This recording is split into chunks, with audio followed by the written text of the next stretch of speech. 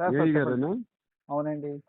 ఎలా అండి కట్ చేస్తారు? ఇంటికి వచ్చి, నా ఇంటికి వచ్చి ఎవరింటికి వచ్చి కట్ చేశారో కొంచెం ఏమైనా లెక్కల పత్రాలు ఉన్నాయా మీ దగ్గర? మేడం గారికి 4, 5 సార్లు చెప్పాను సార్ నా నేను మామూలుగా. ఇంటికి వచ్చి ఒక ఎమ్మెల్సీ ఇంటికి వచ్చి నువ్వు కట్ చేసావంటే నీకు ఎంత ధైర్యం అబ్బా?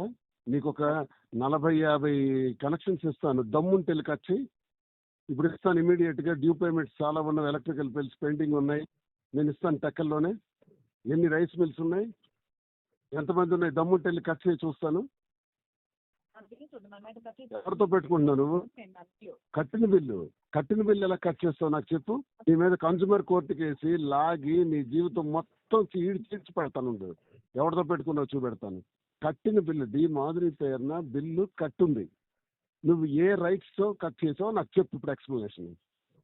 మాధురి నేను అడగలేదు సార్, ఓన్లీ ఆ అక్వరం ఉంది కదా,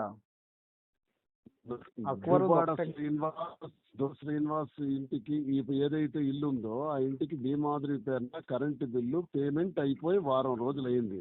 ఏ ధైర్యంలో కట్ చేసావు? నీ కోర్టుకు లాగుతాను, నీ ఉద్యోగానికి నరకం చూపెడతాను. నీవేదో తెలుగుదేశం వాడు అయి ఉండొచ్చి ఇక్కడ నా మీద, నా ఇంటి మీదకి వచ్చావు. ఎంత ధైర్యం నీకు? ఎంత ధైర్యమే నీకు?